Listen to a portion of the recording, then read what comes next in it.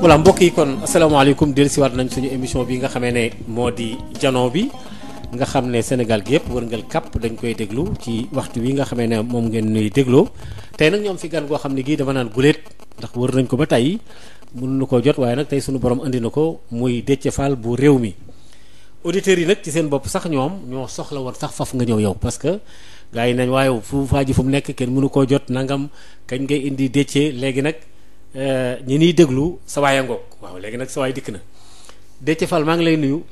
maa ngi lay fay bu baax Maodo. di nuyu auditeurs Sud FM yëpp. di am mbégte di ñëw ci sa émission bi. di leen wax aussi que cofeel boobu ñu am ci man balay yàgg di wax pour ma ñëw fii. parfait même cofeel boobu laa am ci ñoom di leen ko delloo. donc ñoo ngi am mbégte bu rëy di ñëw di wax ak ñoom tey. yaay numéro 2 bu réew mi wala yaay numéro 3 wala numéro 4. man maay vice-président bu parti réew mi. doon député également. à l'Assemblée nationale voilà. Déthié Fall moomu nag tey yow la ñuy dalal nga bokk ci parti bu Idrissa Seck voilà danaa laaj benn question doog a dikk nag ci xew-xew réew mi Sénégal fu mu toll yéen ñi comme yéen a bëgg a yor réew mi fu réew mi toll waxuma réew mi parti mais Sénégal tey fu mu toll wala ñoo tàmbali loolu laa la njëkk a laaj. Sénégal fu mu toll mooy réew mu dellu ginnaaw. réew bu sénégalais yi am njàqare ci ni ko borom réew mi yore njiitum réew mi yore. ba doo nekk nii liste. xam nga nii liste amul solo li am solo mooy lu Macky def ngeen xëpp ci suuf. non xam nga ñun ay scientifique la lu ñuy wax rek day am fu ñu ko teg waaw waroon naa la présenter ci loolu sax aussi. lu ñuy wax day am fu ñu ko teg. et lii may wax ni sénégalais bu nekk mën na ko apprécier boppam ndaxte bi président Macky Sall ñëwee 2012 ba 2019 loolu juróom-ñaari at la ku nekk mën nga natt yokkute ci sa bopp est-ce que am na bi mu ñëwee tey est-ce que xëy mi yokku na est-ce que dund gi gën na yomb est-ce que paj bi gën na yomb est-ce que jàngale bi gën na baax ñoom nag ñoo ngi nekk di wax rek bés bu nekk nga dégg leen ci ay taux de croissance nga dégg leen ci ay inauguration te maa ngi koy wax sax naan il faut ñu revoiraat terme bi parce que li président Macky Sall di def du inauguration day ñëw couper ruban demal nga gëstu tuuti luy couper ruban di tekki ak lu ko tax a jóg booy couper ruban kooku depuis antiquité day fekk ngay ouvrir pour public bi benn édifice pour ñu mën ko jariñoo mais doo ubbi pour tëj ko suba sa xam nga li ko indi mooy ñàkk vision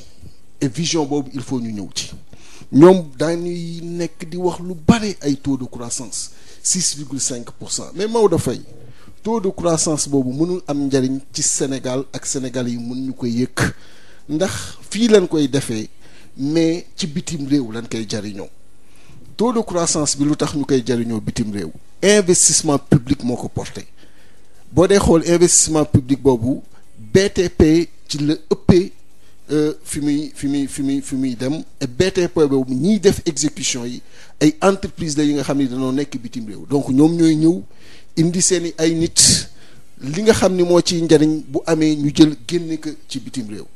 loolu nag mais est-ce que yaakaaroon loolu normal na parce que fi àddina bi tollu mën nañu ubbeeku bàyyil ma ñëw ubbeeku baax na. mais tamit day doon ubbeeku bu intelligent. dama lay jox exemple yu bari. vas-y. benn bi ma lay njëkk jox mooy Maroc tey xam nga Maroc boo dee demee ci biir réew moom gëstu wala nga dem fa da ngay gis ni dañu créer ay champions nationaux yu bari boo ñëwee ci lu mel ne télécom am nga Maroc Télécom nga ñëw ci grande distribution am nga Merjan nga dem au niveau des hydrocarbures am nga Africa nga dem au niveau des banques am nga Attijari Bank ak BMCE tey jii nii Sénégal. amul benn mbir bi nga xam ni day yëngatu ci économie ak doole nga gis fa ay champions nationaux ay champions nationaux ay ñu nekk bitim réew rek nga fay gis jëlal hydrocarbure bi jëlal lu jëm ci grande distribution yi ak temps yi ni Auchan ñëwee ak doole jëlal lu jëm ci banques yi jëlal lu jëm ci également télécom jëlal lu jëm ci phosphate bi jëlal lu jëm ci yeneen ak yeneen da ngay gis ni Sénégal amul ay leader yi nga xam ni jàppale na leen. ba ñu mën créer ay entreprise nationale manque de vision la pour yow manque de vision la.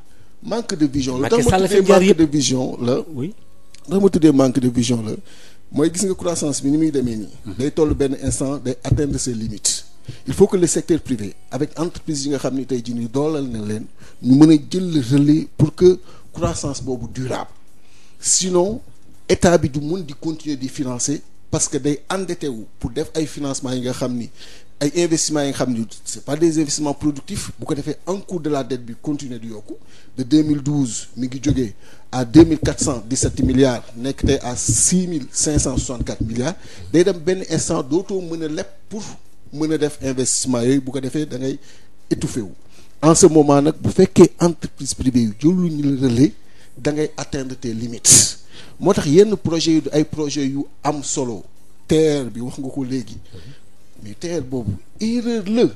mais pourquoi mu nekk erreur pourquoi mu nekk erreur te muy déserté diggante bu gaaw nooy jëlee 1000 milliards investir ko ci benn train bi nga xam ni 55 kilomètres lay daw. non moom ay may Macky Sall nee na 650 milliards loolu 656. jëlee 656. mais li wér ba wér. mooy da nga koy fay pendant 25 ans à raison de 26 milliards par an man lu ma la jox di bindal donc loolu lu wér la nga jël def ko ci 55 kilomètres. les chiffres à Dakar dama koy répéter 80% activité économique mi ngi dans la région de Dakar. 70% des véhicules immatriculés ñoo ngi dans la région de Dakar 23% de la population sénégalaise ñoo ngi dans la région de Dakar et la région de Dakar c'est 0,3% de la superficie nationale c'est-à-dire 550 kilomètres carrés fa la ñu concentrer ces activités 195 500 kilomètres carrés toog amul activité wala 20% activité moo fa nekk xam nga loolu kon da ngay indi ay solutions yi nga xam ni dina def interconnexion entre les régions pour que régions yooyu mën jël le relais du point de vue économique ba nga xam ni exode massif boobu envers Dakar dina taxaw en plus embouteillage bi ñuy wax que ça coûte plus de 100 milliards kooku étude bu yàgg la daa ko mën désengorger embouteillage boobu dina wàññeeku. beneen mbir ci train boobu toujours mooy bu fekkoon tey da nga def un train bi nga xam ni day am wagon yu bare jóge Dakar dem ba Kidira dem ba Tambacounda au moins fret bi nga xam ni mi ngi génnee au niveau du port war dem au niveau de Mali fret boobu dina approché wu bu fekkee mi ngi Tambacounda wala Kidira dina tax nga nekk en bonne position ci compétition bi am entre ñun ak Côte d'Ivoire parce que la Côte d'Ivoire bul fàtte ni dafa am port bi nga xam ni maliens yi dañ koy utiliser. te boo jëlee Abidjan Bamako 1100 kilomètres la c'est 16 heures de route. boo jëlee Bamako Dakar c'est 1320 kilomètres c'est 21 heures de route donc il y a 5 heures de temps de différence xam nga ñun pour ñu continuer di recevoir donc produits maliens yi di rester compétitif il faut ñu diminuer distance boobu jël donc seen produit yóbbu ko au niveau de Tambacounda wala Kidira bu ko defee ñu continuer di compétitif donc bu fekkoon loolu la sax nga mën a wax ni train boobu am na njariñ ñun loolu la ñuy proposer def train bu nu mel jëm Saint-Louis def train bu nu mel jëm Touba def train bu nu mel continuer ba dem au niveau de Ziguinchor bu booba les 195 500 kilomètres carrés yi des daa leen jox activité économique daa leen rapprocher de Dakar. oui et bu boobaa exode bi dina wàññeeku toujours sur le terre. sur le terre dañu wax ni 115 000 passagers lay jël par jour.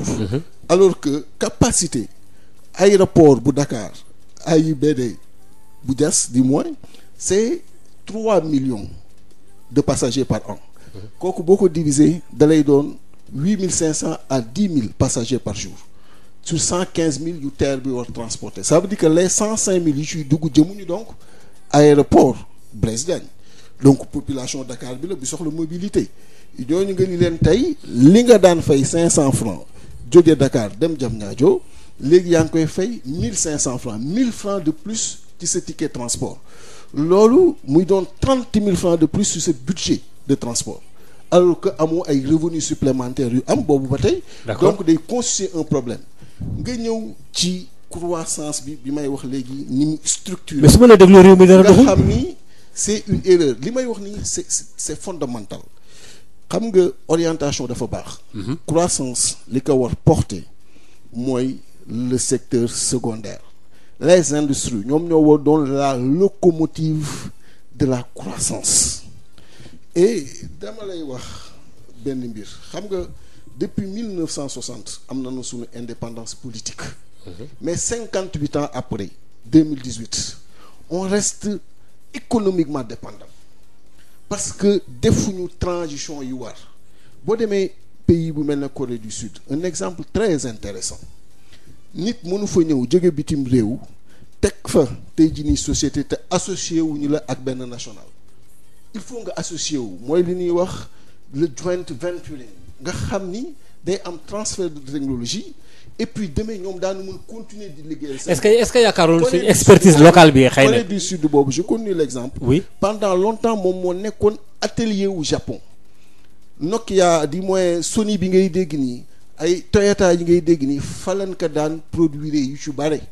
mais bi ñu demee ba def système boobu ma la wax nii mais ñoom dañu produire ay marques ay Samsung ay LG télévision yu bari bari ñoo koy defar ay Kia oui produire également yu mel ne ay Hyundai ñëw di concurrencer Japon ba tey jii nii ñu mën am ay multinationales yu bari. d'accord beneen exemple bu intéressant rapidement pour ñu dem ci deuxième différent de la beneen exemple bu intéressant pour wane rek manque de vision bu président Macky Sall te pourtant cité na ko dem cité na kenn sans pour autant xam sax kooku li muy def muy le premier ministre malaisien wax na ko dem Mohamed Bon Mahathir gis nga ko tey mu génn ci journal bi mais kooku dafa développer ce qu'on appelle le nationalisme corporatif ñun malaisiens yi nañu gëm suñu bopp nañu développer le tissu économique national nañu fexe maintenant ba lépp lu nit war mën jóge ci bitim réew ñoo def ko ci biir réew mi ñun nañu fexe ba loolu ñu mën ko def suñu biir réew yow Maodo Faye journaliste fexeel ba nga jàpp ci sa bopp que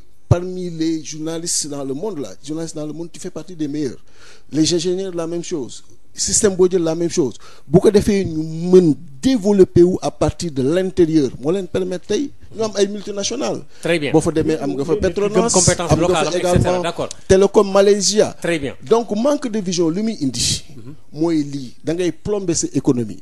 bu ko defee yaa ngi am ay infrastructure di ko wane mais infrastructure yooyu amul njëriñ pour Sénégal. d'accord yaa ngi am croissance di ko wax mais croissance boobu amul njëriñ pour Sénégal pendant ce temps éducation bi am problème. d'accord il y a plus de 40 000 étudiants. yi nga xam ni tey jii nii ñoo ngi dans le privé on risque. de les sortir ils sont même sortis 30 000 étudiants nga yóbbu leen ci ay université virtuelle nga def ay pose de première pierre université mel ni université.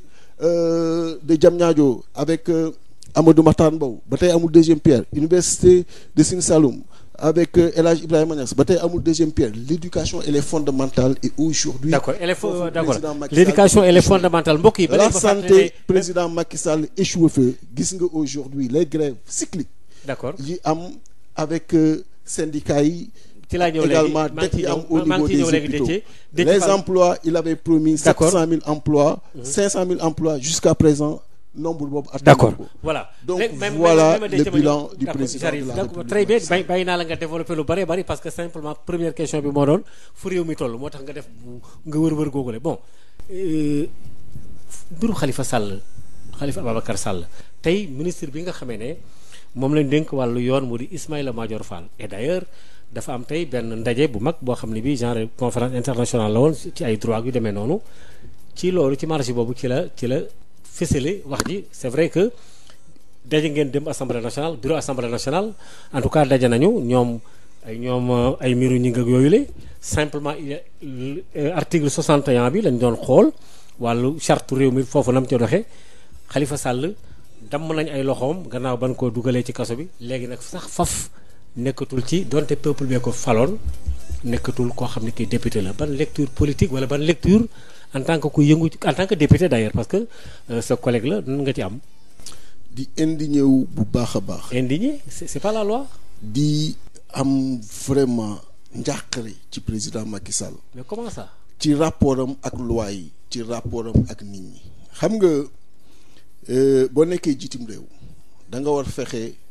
ba droit wu nit ku ne ñu respecté ko droit yi nit ñi bokk droit collectif yi nga fexe ba également ñu koy respecté mais président Macky Sall moom mooy njëkk fuule loolu. mais comment ça nan la ko fuule. ni mu koy fuulee mooy déjà am une assemblée nationale bi nga xam ni majorité bi fa nekk lu ñu fa askan bi nekk lu ñu fa loi yi liñ fa nekkee mooy volonté wu président de la République Macky Sall. kon amul rupture.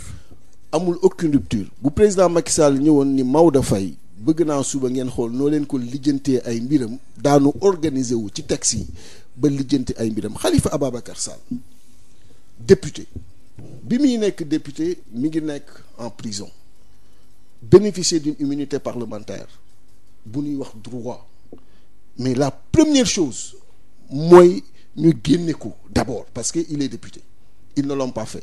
Ils ont nié même immunité bi dans un premier temps, disant que bi muy doon député fekk mu nekk prison ba pare en tant que maire dafa nekkee, donc immunité boobu amul. ñu dem ba ci biir xam ni erreur la, ñu enclencher procédure de levée de son immunité, nier immunité am, après accepter ko, enclencher procédure pour lever immunité boobu. Premier droit bi nga xam ni respecté wuñu ko. Deuxième chose mooy il est maire d'une capitale, une très grande capitale, Dakar, la capitale du Sénégal. ñu fal ko fi ñaari yoon, fal ko fi 2009, fal ko fi 2014. loolu di témoigner une affection profonde yu population dakaroise am à son endroit. Président Macky Sall toog fële ci palais jël décret signé ko ni ko dàq naa la en tant que maire. loolu yow pour yow c'est autoritaire. C'est autoritaire. yow pour yow tegu ko fenn. tegu ko fenn kenn mësu. yoon mayu ko ko. Troisième chose ñu ñëw tey alors que procédure bi jeexul dégg ngeen li juriste sérieux yëpp wax ci rabat d'arrêt caractère am. son caractère suspensif. Donc procédure bi jeexagul recours gars yi nekk di ko dugal pour loolu xaarul loolu mu utiliser donc décision cour d'appel yóbbu ko au niveau du conseil constitutionnel pour invalider sa candidature, utiliser cette même décision dugal ko au niveau de l'Assemblée nationale. Son bureau décide aujourd'hui de lever son mandat de député. Xam nga loolu dafay sax romb acharnement, day romb procédure de destruction politique d'un adversaire, day doon une destruction humaine, une destruction sociale d'un citoyen sénégalais. Et je trouve que sincèrement amul lu war dox ci digganteem ak Khalifa Ababacar Sall ba mu war a mën def lu nu mel. Ambition yi Khalifa Ababacar Sall am pour doon président de la République warul tey jii nii tax mu war a jël lu nu mel teg ko, parce que ambition c'est légitime. Les 14 millions de Sénégalais ku nekk war nga am ambition wu doon président de la République. Macky Sall comme moo nekk président de la République, mais ku nekk bu la neexee nga ni war nga kaa mën a ne. Mais pourquoi Macky da ko war a mën a ne. Mais justement comme war na ko mën a ne. Mais justement comme war na ko mën a ne. dama wax comme war na ko mën a ne. keneen mën na ko nekk d'accord. Oui ku nekk war na ko mën a nekk. Parce que moom war na xam ni yàlla bu dogalee dara ci nit mënu ci dara. Et moom exemple la ci. moom mu ci ñëw ci opposition bi en 2008 ñi fi Sénégal yi jógee bilan boobu moom moo ci gën a comptable. Parce qu'il a fait 8 ans sur les 12 ans du régime précédent. Donc def 3 ans au niveau de l'opposition. 2012 Sénégalais yi ñëw jël ko teg ko mu doon président de la République malgré li nu jëm ci moom, malgré li nu yëkkati ci moom.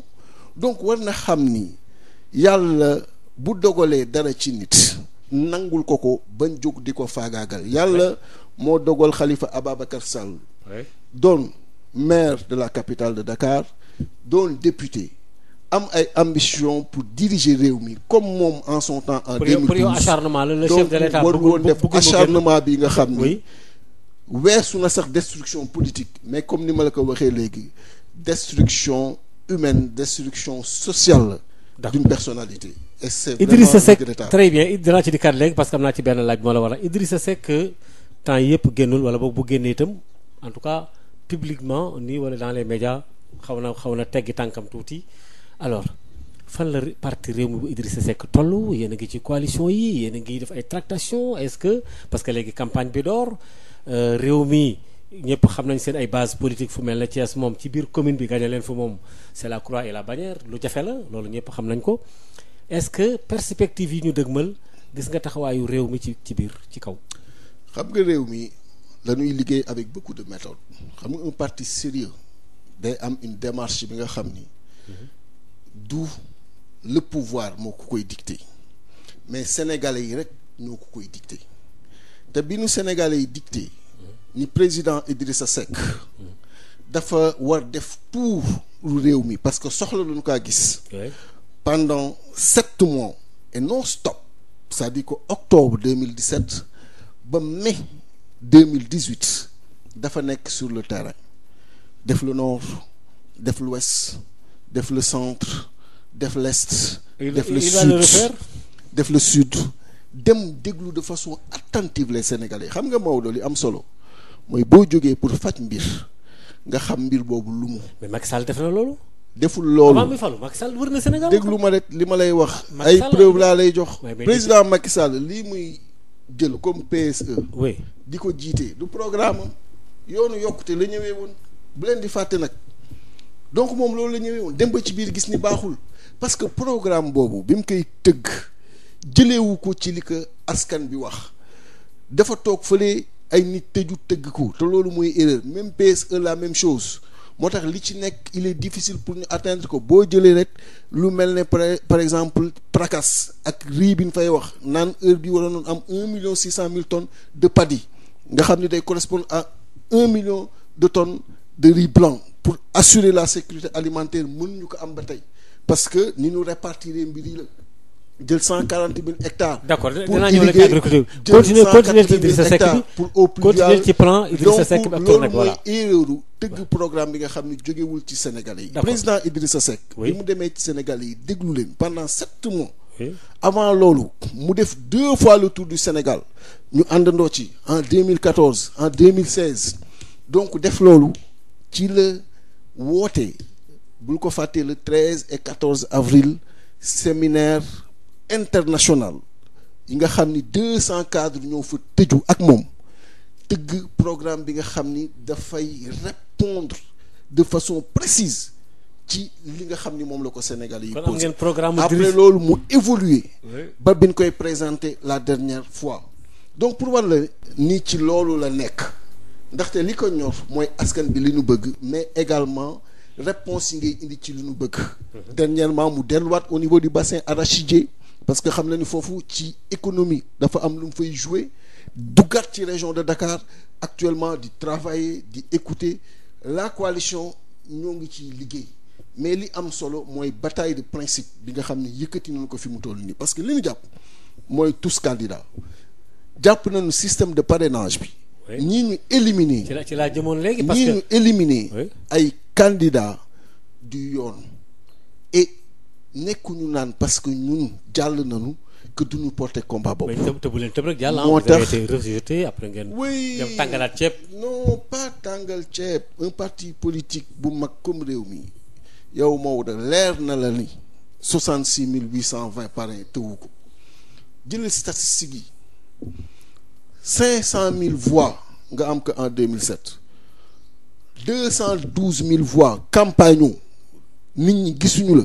boobu yaa ngi toog fii place de l'indépendance pour les mêmes principes di jël ay gaz lacrymogène parce que waxoon nga justement président bi fi jógee warul am 3e mandat ngeen signé woon charte ak président Macky Sall moom mu trahir loolu génn dem campagne yi yow nga toog am 212 000 voix nga ñëw tey parrainage ñun la 66 800 voix yi way am na benn région de Ziguinchor manqué nga fa 8 fois xam nga loolu bi mu amee rek lañu wér ni lii caaxaan la parce que wax fa dëgg yàlla xam nga ñun ak ñi nekk ci parti réew mi ay nit ñu sérieux la ñu ci lu ñuy doxalee informaticien bi yoroon traitement bi le secrétaire national chargé de l'économie numérique Alassane Ndiaye expert la informaticien calé As Babacar il connaît très très bien lépp lu jëm ci loi électorale bi donc on a travaillé de façon rigoureuse à chaque fois may jaar ñuy xool képp ku ñu dugal ci suñu fichier boobu à partir ci information yi nga xam ni jox nga nu ko ci sa carte électorale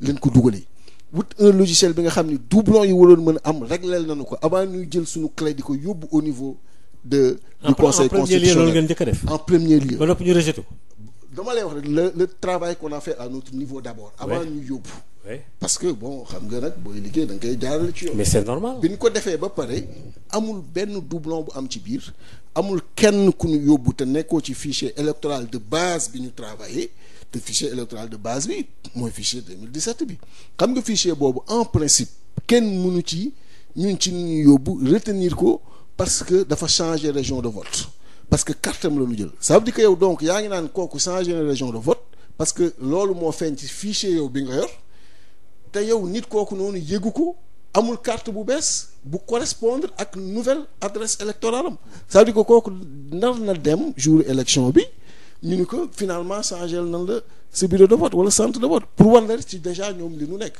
et loolu li muy firndeel mooy y a pas de transparence dans le système xam nga transparence mooy ne man ak yow nii looy def nii maa ngi koy gis lu may def maa ngi koy gis loolu mooy transparent lu dox seen diggante day leer ngeen di gisante mais mënoo toog yor sa ordinateur ci ginnaaw la ci ordinateur bi man xaw ma ca dara moo la joxee sama clé da ngay pare rek ni ma 9500 finalement jàlluñu et ci 9500 yooyu 176 nga ci mën a dugalaat li ci des autre motif demal sa yoon donc ci la ñu xamee ni franchement comme parti réew mi nga xam ni Sénégal yëpp leer na leen ni amuñu problème mu 66 820 la ñu nekk di jéem fooyee ci 8 électeurs dans une région ci la ñu xamee ni ñii très sincèrement instrument politique lañ ko def instrument politique boobu nag duñu wax ni ñun tey jii nii daluñu gaañuñu am na ñu mu gaañ rek dañuy taxaw seetaan ñi ci des dem toppatoo suñu campagne on ne boycotte pas les élections c'est clair mais pour des questions de principe ñoo ngi ci C25 di porter le même combat pour des élections libres et transparentes mais également pour la candidature à la présidentielle de tous. D'accord mooy 27 yi déposé.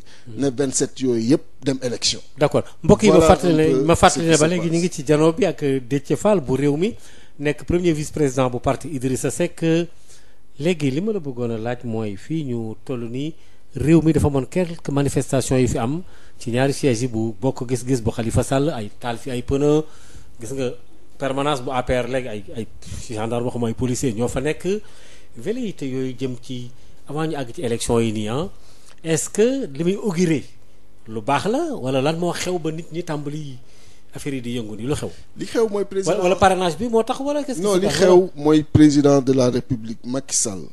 injustice. mais quelle injustice bi mu nekk di def jëmale ko ci citoyens yi jëmale ko ci candidats yi jëmale ko ci adversaires yi de façon générale loolu la xam nga mënoo fekk tey les xalifis nekk seen biir siège di réunion yàlla def mu déborder parce que c'est pas une petite organisation nga ñëw ni leen dugg leen ñuy jëm organiser si loolu ngeen sànni ay lacrymogène toj fa ay vitres gaañ fa ay nit keroog le président Idrissa Seck ànd na ak moom ñu dem fa mais image yi ñu fa gis image yooyu bu ñu la waxee Sénégal la am ak fii ñu toll mais ça te fait mal parce que jàppoon nañ ak président Macky Sall fi ñu jaar ak moom entre 2008 ba 2012 combat yi ñu def ak moom pour la démocratie pour les libertés du ñëw tey en 2019 ñuy gisaat même bavure yooyu. moom mu nekk di ko organiser. mais Macky Sall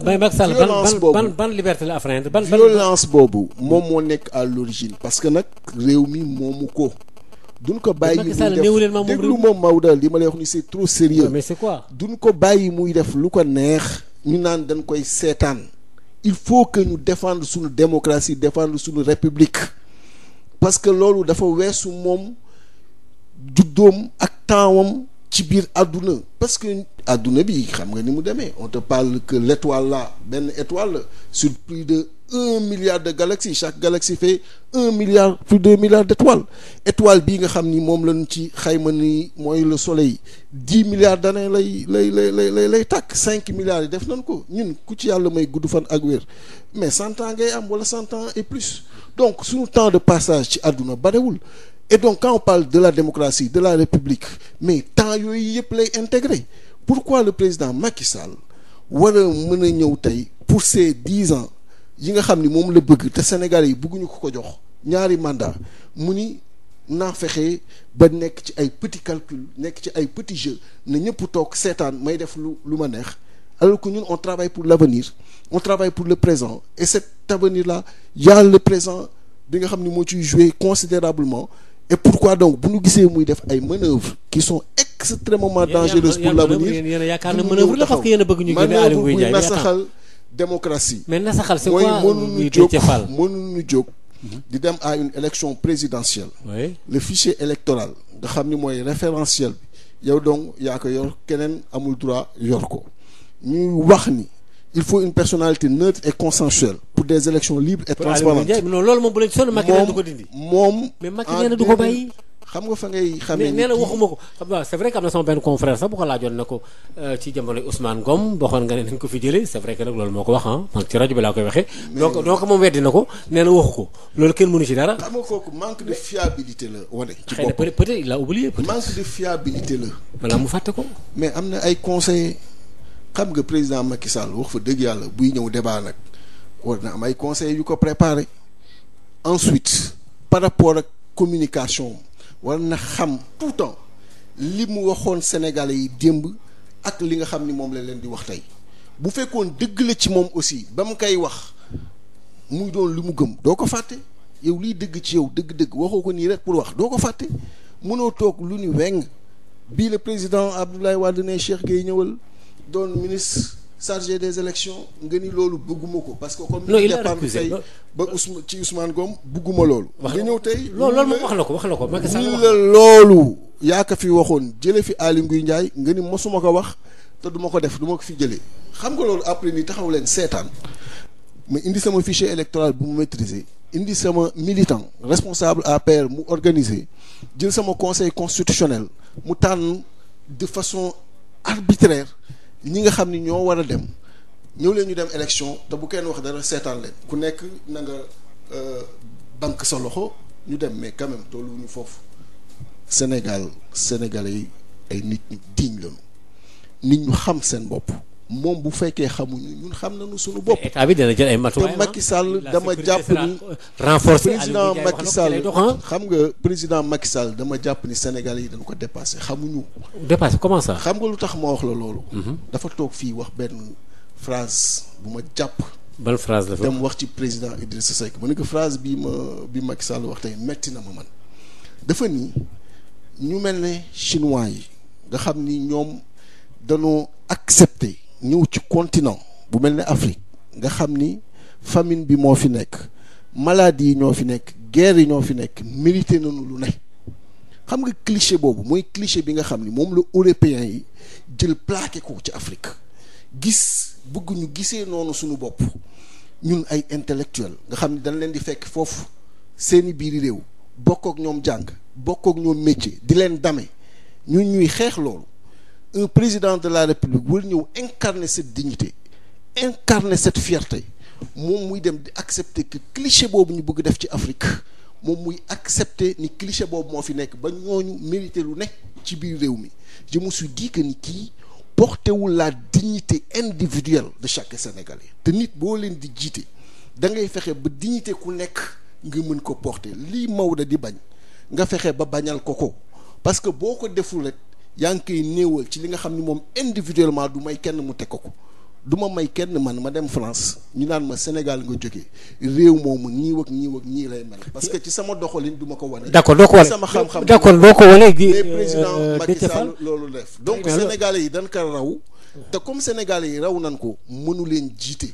d'accord nga ne moo tax fi mu toll nii ñëpp pare ci moom ñu def ay erreur war a mën a. très bien Macky Sall ma fàttali ne Macky Sall nekkul koo xam ne kii barki démb la dugg ci politique waxoon na ne yéen dana leen réduire opposition bi ba ci simple expression bi nga xam ne moo gën a ndaw il semblerait que mi ngi ci yoon woowule parce que gaa yaa ngi fàq di dem ñaar élection yi yéen yaakaar ngeen ne du ko gagné selon seen ay calcul statistique mathématique yi ngeen def waaw bu leen Macky Sall gagné fu ngeen jëm. du ko gagné. waaw yow waay jéeti bàyyi leen li ngeen di wax. Maodo déglu ma rek du ko gagné. lu tax fu ngeen ko teg. xam nga Sénégalais yi woteelee mu gagné leen la. non Sénégalais yi woteel nan ko yàggul en 2017. mu gagné gañewul wan nan ko ñaata. lan ko jox 49. c'est pas la même chose. ma ñëw rek 49,48%. malgré li mu def yëpp. ordre de mission yi mu produire. carte électorale bi mu changé à l'insu des électeurs fraude massive bi nga xam ni bare na. gars yi ni que 49,48% ngay signe nga am tey. te gis nga nag élection bu précédé élection présidentielle tendance bi mu jël tendance boobu mooy continuer. Le monde rural va voter pour Macky Sall. Le monde rural ne va pas voter pour le président Macky Sall. Ah bon? Parce que amul benn changement significatif bu am. Le PUDC n'a pas réussi. bourse familiale. bourse familiale. ak li ci Macky dimbali lépp ci bourse familiale. kenn waxul ni baaxul xam nga sénégalais yi jàppale leen. il faut que accepter li Macky di def mais ñun mieux. on a proposé même le salaire familial mais loolu pour mu doon lu durable day am lu koy accompagner yi koy accompagner mooy vision bi ma la wax ci njëlbeen nga xam ni lépp loo sumb tey te mënoo ko continuer suba. comme réew mi dina mën a ñëw dina mën a ñëw wuutu la ci continuer ko mais loolu la deful.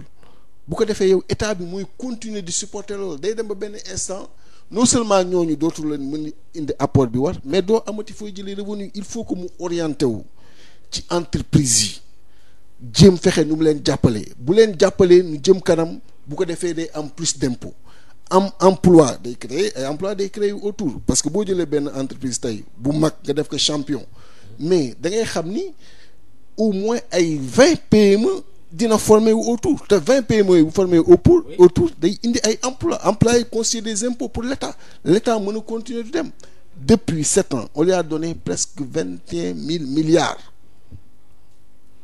est-ce que tu as le sentiment que loolu c'est utilisé de façon rationnelle ba Sénégalais yi mën ci gis seen ma laaj la benn laaj voilà le problème du président milliards yooyu ñu ko jox xëy na voilà dafa am ñetti institution xawma ñaar daa ci boole seen assemblée nationale bi nan lay fonctionner parce que man assemblée nationale man comme léegi amul rupture nee nga gars yi Macky Sall lañ fa nekkal loi bu ñëw rek comme boîte à la lettre taf mu jàll HCCT bu Ousmane Tanor Dieng impact bi mu def ci Sénégalais yi man yëgaguma ko xëy na am na même bu Aminata Tall bii nga xam ne daanaka xaw ma ay sénateur rek xaw ma lu ñu doon de toutes les façons Macky leen fi sampat est-ce que Sénégalais yi wala yéen opposition bi ban lecture ngeen ci am wala te Idrissa Seck ndax bu faloo yooyu da ko fiy bàyyi wala lu muy def. mais yow def nga le bilan institutionnel de Macky Sall. comment sa bopp da nga ni amul njariñ. HCCT non impact bi dama ne yëgu. amul impact. non waxuma amul njariñ. ni assemblée nationale. amul gaa yi wax ko mais néew ma amul njariñ. non wax nga ko. non j'ai pas dit que amul non mën naa am njariñ waxuma amul njariñ. non wax nga ko. l'impact. assumer wax jaa ngi noonu. non. waaw ok waxoo ko. néew ma amul njariñ. waaw waxoo ko ok. ñetti institution yi. waaw waxoo ko maintenant li ma la ciy wax ci assemblée nationale. l'impact oui. amul rupture. et du mën a am rupture. pourquoi président Moustapha Niasse toog àddina bi yëpp di ko déglu président Macky Sall woo ko ñu nekk meeting si affaire du parrainage au niveau de Kaolack mu naan que président de la République vraiment liggéey ak yow dafa neex xam nga. il faut mu xam ni il faut mu xam ni moom moo war assurer de façon significative la séparation des pouvoirs. L'exécutif c'est une chose. Mais vraiment le législatif c'en est une autre. Et que moom dafa war fexe ba li askan bi bëgg parce que lu ñuy wax mooy les députés du peuple waxuñu député de Macky Sall waxuñu député de Benno Bokk Yaakaar fexe ba le peuple li muy xaar ci député yooyu mu doxal ko et loolu day commencer par le respect du règlement intérieur de l'Assemblée nationale. nan nga mën imaginer ñuy voter budget ay ministères yu important comme ministère de l'industrie wax naa la léegi le secteur secondaire les entreprises ñoom ñoo war porter ñoom ñoo war doon la locomotive de la croissance ay ministres yu yor secteurs yooyu ñëw au niveau de l'Assemblée nationale ñu war am ay débats féconds ci seen politique bi nga xam ni tey jii nii moom la ñu am ñu ni vote boobu dañ koy def sans débat et mën naa la citer ay ministères yu bare c'est la même chose qui s'est passé amul débat day ñëw rek jàll day ñëw wax li muy wax sans débat donc ñu voté budget mu dem yoonam mais assemblée boobu noonu peuple bi la fi nekkal wala lan est-ce que xam nañu luy importance assemblée nationale est-ce que xam nañu attente forte yi population yi am de cette assemblée nationale est-ce que xam nañu monde bi fi mu toll nii par rapport ak yi ma lay wax nii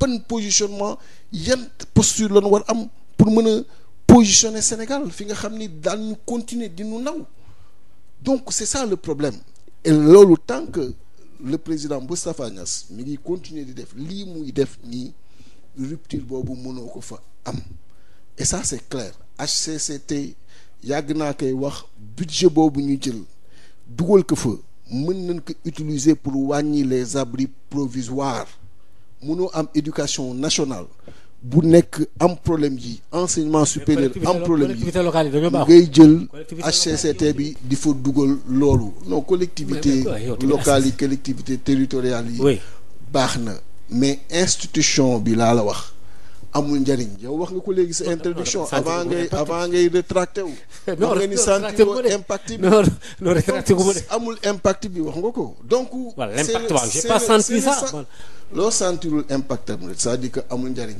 c'est-à-dire que mu nekk fi ak mu ñàkk fi nekk c'est la même chose bu fi nekkul woon c'est la même chose aussi parce que gisu bi mu fi nekkee li mu indi donc c'est ça que ça signifie et loolu mooy dëgg ji également donc le président Macky Sall franchement dafa nekk di gérer benn clientèle politique ku nekk mu xool fu mu lay teg ci lu mu lay dugal parce que il est omnibulé par un second mandat c'est-à-dire que adduna bi Sénégal avenir bi la jël tënk ko ci ñaari mandat et ça c'est une erreur. Oui mais su ngeen bëggee falu pour jëlee fi Macky amul sañ-sañu ne may dama bëgg am deuxième mandat waaye ndaw Samba yéen lu ngeen bëgg. mais deuxième mandat bilan moo la koy jox. mais moo wax na ko Macky Sall nee na ngeen atte ko ci bilan si je leen ko ci bilan. mais wax naa léegi bilan am. selon tuuti rek laa ci wax. bon xam nga temps bi da ko mayul. mais bu ko temps bi mayoon moo wax le bilan Macky Sall de façon scientifique et rigoureuse. ci agriculture parce que pour le moment scientifique et rigoureuse. da ngay xam ni liggéeyul dara. mais xam nga li ma la mën a wax mooy bilan mooy may deuxième mandat. c'est-à-dire que moom bu fekkoon dafa ñëw ko ci bilan bala ngeen a wax. bu fekkoon dafa ñëw ni Sénégal fii laa ko jëlee. ñu jël élément par élément. agriculture yóbbu ko fii éducation yóbbu ko fii santé yóbbu ko fii vision bi laa am pour le Sénégal voilà sama base voilà fan laay jëm mais wax naa la tout à l'heure ni mu téye Sénégal tey nga xam ni dafay montrer ses limites sous peu et commencé na et comme amul loolu moo tax mu nekk di utiliser yi may wax nii bu fekkoon ne bilan am dina assurer son deuxième mandat tu penses que lii mu nekk di def di jëm éliminer ay candidats Khalifa Ababacar Sall Karim Meïssa Wade dugal le parrainage sur les 27 qui ont déposé mu jëm xool ku nekk na la ciy sonalee bu fekkoon son bilan était là pour lui assurer son deuxième mandat tu penses que dina soxla def lii lépp non mais quand même on réfléchit c'est parce que son bilan ne l'aide pas donc il faut mu wut ay astuces électroniques ay astuces politiciennes pour mën a toogaat et loolu moo nekk di heurter Sénégalais yi. parce que yu ñu dépassé la. On ne peut pas. Depuis notre indépendance ba tey à l'approche de chaque élection nekk ci règle jeu bi il faut que ñu nekk ci jeu bi mais pas sur les règles nekkoon ci jeu bi moo doon nekk dans des débats programmatiques ku nekk indi offre bi nga xam ni moom ngay wax Sénégalais yi mais malheureusement il retient encore les Sénégalais sur les règles yi nga xam ni moom moo koy changer à l'insu des autres règles yi nga xam ni moom moo koy changer sans consensus le consensus mais depuis 1992 ba tey ci élection présidentielle ce minimum dañ ko doon assurer. et même 2012 on a essayé d'assurer ce minimum. d'accord noo jàngatee bon pratiquement dinaa laaj léegi ñaari coalition Benno Bokk Yaakaar ak seen bos yi est-ce que yéen recalé ñëpp mun leen a jël ngeen bootu songandoo Macky Sall benn laaj bi la deuxième laaj bi mooy suñu jëlee histoire élection yi am ci Sénégal dans 88 ou 83 quelque chose comme ça bi fi Abdou Diouf nekkee je crois que dafa mel ne dañoo delluwaat ci parti yi gën a ndaw parce que Macky Sall a fait de sorte que après parrainage bi moom mooy candidat sortant bi 4 candidats wala 3 mooy dem alors qu'en 88 si je ne me trompe pas il y avait 4 ou 83 yooyu parce que lire naa ko ce matin ci Sud Quotidien il y avait que 4 partis au début dafa mel dañoo delluwaat à la case de départ ba lecture nga ci am alors que je crois ci am na benn bii passé nii il y avait 7 am na benn élection yoo xam ne il y avait 17 candidats wala yu demee noonu nan nga jàngate loolu. xam nga le plus souvent ci ces questions da ngay jox waale les réponses. Non, je donne pas la réponse. Alors tu m'as parlé de 83 le nombre de partis. Oui, qui était là nekkoon en confrontation oui. ak évolution démocratique bi ñu am ak évolution démocratique bi ñu am. Oui. ba 2012 le nombre de candidats yu ñu amoon 14. Ouais. Ok tey ñu ñëw war dem élection le président de la République Macky Sall yóbbu ko moom 5. avec le parrainage. avec le parrainage mais moomul parrainage bi. mais moomul parrainage bi wuti rek. mais moomul parrainage bi. waaw mais xam nañu li xew. lu xew. li ma la bëgg wax mooy sànq wax naa la ko bu nu demee naan réew mi 8 parrain manqué na leen Ziguinchor ca ngay xamee ni dafa nekk di def. juróom-ñetti nit lañ leen téyewoon. mais xam nga ni loolu da lay reetaan loo. Sénégalais yi ma woo yëpp dañ ci ree dañ naan non lii nag leer nañ ni du lu sérieux yaa ngi nii di ko rey. non mais donc ca ngay xamee ni wax fa dëgg yàlla parrainage bi candidat yi moom mooy nekk di xool te loolu nii dafa ñaaw donc wax nga ko léegi recul bi 1983 nga amoon nombre de partis yooyu évolution démocratique am 92 consensus. ñu commencé ko intégrer di ko dugal ak lutte yi amoon avant pour une démocratie stable moderne. ñu dugal le président exactement le président Macky Sall ñëw tey delloo ñu. Tout ça parce que son bilan ne lui permet pas d'avoir un deuxième mandat. Il est obnubilé par un deuxième mandat parce que def na erreur yu bare. Également obnubilé pour gagner Macky Sall. On n'est pas obnubilé pour gagner Macky Sall. On est obnubilé. Oui. Pour liggéey bi ñu war defal Sénégal gi jëlee leen ci coono bi leen président Macky Sall dugal positionné Sénégal ci position bi méngoo ak ña fa nekk ressources yi mu am réew mi. Ça c'est le programme xam nga dama la bëgg wax ni loolu mooy programme xam nga jógal ma toog ñun jomb nañu loolu weesu nañu loolu parce que lu yàlla war may nit ci àdduna may nañu ko bu ñu ñëwee ret li ñu bokk lañu xalaat ni war nañoo mën am doxalandoo bi nga xam ni dinañu yóbbundoo kanam te président Macky Sall tële ci lool donc du affaire yegg si au pouvoir mais affaire li président Idrissa Seck gis ci àll bi gis ko fépp Sénégalais yi di ko wax tous les jours mu doon li nga xam ni wér nañu am nañ ci saafara ñu ñëw laaj askan bi pour mën ci indi saafara yooyu Sénégalais bu nekk mën retrouver sa dignité retrouver sa fierté fu mu mën a toog kenn du ko wax yow continent bu am famine bu am maladie bu am guerre ngay jóge dañ koy respecter par ce qu'il est parce que ku mu dajal fu ne mi ngi lay wan boppam wan la expertise am nga respecté ko ci loolu donc redonner cette valeur au pays donc loolu moo ñu intéressé mais lui il est intéressé par un deuxième mandat parce qu'il a fait beaucoup d'erreurs xool nu mu masquer erreurs yooyu on parle du pétrole et du gaz contrat yi mu ci def da ko signer de façon nébuleuse muy xool également nan la koy masquer ba dernièrement gis nga l'accord gazier bi nga xam ni def na ko avec la Mauritanie nga xam ni les bénéfices dañ koy séddoo 50% alors que tout le monde sait que l'essentiel des réserves mi ngi nekk du côté du Sénégal. D'accord. Mais tout ça pour dire quand même que doon na ki nga xam ni Déthié Fall bu réew mi ngi fi ci yoon wi noo gis dafa avenir coalition Benno Bokk Yaakaar parce que nag ñooy diriger réew mi pourquoi APR dirigé wul Sénégal di APR dirigé wul Sénégal bien que Macky Sall moo nekk ci bopp APR mais réew mi coalition moo koy jiite Moustapha Niass mi ngi ci Ousmane Tanor Dieng mi ngi ci LD mi ngi ci et cetera ban njàngat nga gis ci seen avenir ñoom. seen départ le 24 février. Le 24 février ñu jóge fi. Parce que leur présent constitue une catastrophe donc je peux pas parler de leur avenir. C'est-à-dire que ah bon. C'est un présent. Pour yow ils vont finir c'est terminé. Leur présent constitue une présence catastrophique. donc kon ñoom nanu 24 février ñoo li ma wax nga ko léegi sénégalais yi wax nañ ko. man kay waxuma ko. donc amul lam-laame.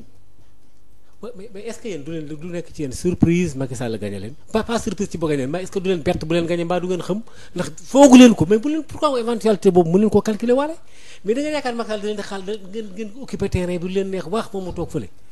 les Sénégalais ba tey Macky Sall njàcc la. baax na les Sénégalais.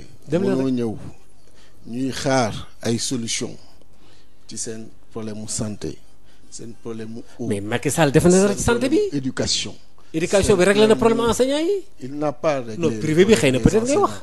wax naa la sànq que 40 000 étudiants ci privé bi pratiquement dañu am problème parce que état bi fayul facture bi nga xam ni moom la yoreel privé yi nee naa la 30 000 étudiants ñoo ngi ci université virtuelle yi interaction bi war a am entre élèves ak professeurs xam nga loolu jaar nga ci xam nga lu am solo la amul ci ñooñu. donc ñu am un avenir compromettant ay abri provisoire encore à Cheikh Anta Diop xam nga lii ma lay wax nii c'est du sérieux xam nga donc mënoo lajj ci yooyu yëpp ba tey ñëw fii nii mën nga gagner mënoo gagner parce que le sentiment général mooy lajji nga. mbaa bu gagner du ngeen wax ne daa sàcc. dafa dul gagner parce que les Sénégalais ñoo pare ci moom lépp lu mu def nag lépp lu mu mën a def pour xajamal mbir mi pour lëndëmal mbir mi mi ngi koy jéem mais les Sénégalais ñoo ngi koy xaar au tournant indépendamment de ça ñun en tant que opposition. li war pour aujourd'hui suñu démocratie jàkkaarloo ak bi nu war jàkkaarloo ak moom ñoo ngi organiser wu nekk ci loolu aussi. pour taxawee loolu alors nan dem ci réalité Thiès ak Idrissa Seck parce que am na lu ko fa yàlla defal parce que Ablaye Wade song na ko ci biir Thiès génnu ci Macky Sall songoon na ko fi ci biir Thiès génnu ci bi yoon tamit gars yi jëlaat nañ beneen élan ak yeneen i ministre parce que tamit autour de Thiès xam nga ministre du commerce foofu la dëkk forces armées foofu la dëkk y a des députés même à l'intérieur de Thiès c'est vrai que Idi pour nga buux ko ci biir Thiès c'est très difficile mais ren il paraît que gars yi song nañ ko de wala. yàgg nañ koy song nañ ko en 2007 song nañ ko en 2009 song nañ ko en 2012 song nañ ko en 2014 song nañ ko en 2017. mu gañe leen. donc xam nga. loolu rek. kon nag doy na loolu rek. kon nag mbir mi doy na sëkk pour wane rapport yi mu am ak Thiessois njukkal bi ko Thiessois di njukkal tous les jours mais également le travail remarquable bi fa sunu responsable yi nekk di def ak moom donc ñoo ngi def lu ne ñii fi ñëw nii régime bi leen jiitu ñoo fa ëppoon ay ministres yu fa nekkoon ëppoon fa ay directeurs généraux yu fa nekkoon ëppoon fa ay députés yu fa nekkoon li fa doon wàcc ci xaalis moo ëpp la fay wàcc tey mais nit ñi tolluwuñu fu nga leen di jëndee ak xaalis bu doon loolu bàyyi nañu président Idrissa Seck yàgg na mais ñoo ngi continuer di ànd ak moom élection bu ñëw ñu jox ko seen i baat mu fay gagner donc y a aucun problème ni à Thiès ni dans beaucoup d'autres régions donc on est en train de travailler pour l'avenir du Sénégal Maodo li ñu ñor mooy l'avenir de ce pays l'explosion des talents sénégalais bu nekk ci domaine am yàlla may na ko talent. parce que Thiès talent wam yooyu il faut ñu mettre ko au service du développement et ça c'est important. nam ba fab maire bu Thiès lu rëy la parce que man xam naa histoire bi ne moo demee yëpp jébbal ko Talla Sylla mu wan ko ginnaaw coow li na kur c'est vrai que mel na ne Talla Sylla après loolu ban jàngat ngeen ci am. non dara xam nga ñun parti politique dañu yor mais parti politique. c'est pas tous les citoyens sénégalais. mais Talla aussi. non dama la bëgg wax rek l'ouverture. ah d'accord. l'ouverture xam nga booy wut réew. naturellement da nga ciy dem ak un appareil. mais bu la yàlla joxee réew mi da nga ci war travailler avec tous les sénégalais xam nga loolu da lay woon sa posture d'homme d'État sa posture de président de la République comment il sait s'élever loolu moo jafe le président de la République Macky Sall il reste un chef de clan ouverture boobu moo indi ñu. jël mairie bi jox ko ki nga xam ni nekkul woon ci suñu parti donc loolu day wane rek ni ñun fépp fu ñu xalaat ni talent ma nga fa jàpp ni également mën nga dara ci lii nga xam ni moom la ñu jublu daan la ci jox responsabilité la ngay def après nag yow loolu la yow la engagé mais li ma la bëgg wax encore une fois mooy ñun li ñu ñor mooy l'avenir de ce pays. mais lan nga bëgg a demee ci élection yi war nañu mën def lu rëy ci coalition certaine. bon bien sûr am na ay waxtaan yuy am naturellement et loolu bien avant parce que coalition moom ala kulli ali mooy dem ci élection. du doon un parti seulement. et dans les prochains jours. bu yàlla dafay waxtaan yëpp jeex daa ngeen xam ñan la ñu àndal pour dem élection présidentielle incha allah. waaw Déthié Fall bu réew mi ñu ngi ci daanaka ñaari minutes rek may ma ko moo ñu ci xaw a dese tey jii yow député nga yore kàddu askan wi borom xam-xam nga nit ñi ràññee nañ la ci loolu gis nañ sa courage ci assemblée nationale ci Idrissa Seck ci gannaawam ci nga nekk lan moo lu c'est un peu personnel sa fidélité ak Idrissa Seck lan moo tax tu restes toujours constant malgré quelques départs. bon d'abord ci sama yar noonu lan ma yaree. loo nekk rek nekk ca. tu sais pas trahir. loolu lan ma yaree loo nekk rek nekk ca président Idrissa Seck bi ma koy xam kooku 2000 la il était directeur de cabinet du président de la République ministre d'État ñu bare moo leen defal ay promotion boobu xam naa ko jéem ma wut poste ci moom ci état dama génn dem liggéey dans le privé ba fii may wax ak yow nii dama nekk directeur dans une société ci privé bi. donc du ay rapportu dafay am lu may wut wala lu may jox dama gis vision bi mu am ci Sénégal yéene gi mu am ci Sénégal ak pexe yi nga xam ne yàlla may na ko pour mu mën ko utiliser pour njariñu sénégalais yi ñu ànd xam nga kon loolu mënoo nekk di def ay petits calculs ba naan yaa ngi koy trahir ou pas jox ko respect mu delloo ma respect boobu. très bien donc loolu mooy li fi am donc fidélité bi nga gis ni gisuma lu koy dagg luy jóge ci man. ah bon pour la bonne et simple raison que ñëwuma fi pour lenn lu dul ànd ak moom ak xam-xam bi ko yàlla may pexe yi ko yàlla may pour que ensemble ñu mën a liggéey Sénégal. jërëjëf Déthié Fall député l'honorable député Déthié Fall nekk premier vice président bu parti Rewmi bu Idrissa Seck ñu ngi lay sant bu baax a baax di la gërëm wax ji attaqué nga ko ñeme nga ko xam naa auditeurs yi la doon laaj seen xol war naa sedd looy tëjee. di gërëm auditeurs yi vraiment ci laajte bi ma laaj yëpp ça m'a beaucoup touché. bi ma defalee le compte rendu di leen wax ni maa ngi nii ànd ak le président Idrissa Seck nekk ci seen disposition pour ensemble ñu mën a liggéey Sénégal teg Sénégal place bi nga xam ni moom la ko yàlla cëral ñu ko ñun sénégalais yi je pense que ñun ñëpp buñ ci àndee ak programme bi ñu leen di proposer yàlla mën na def fii ñuy tudd tey ay Malaisie di fa tudd ay Corée du Sud di fa tudd le Maroc di fa tudd tous ces pays qui ont fait des bons significatifs yàlla mën na nu may ñu fay tudd Sénégal yàlla ko yàlla def. jërëjëf Déthié Fall ñu ngi lay sant bu baax a baax di la gërëm mbokk yi noonu déglu tam ñu ngi leen di sant bu baax a baax di leen gërëm beneen dimanche incha allah daañu di kat ci beneen homme politique wasalaam.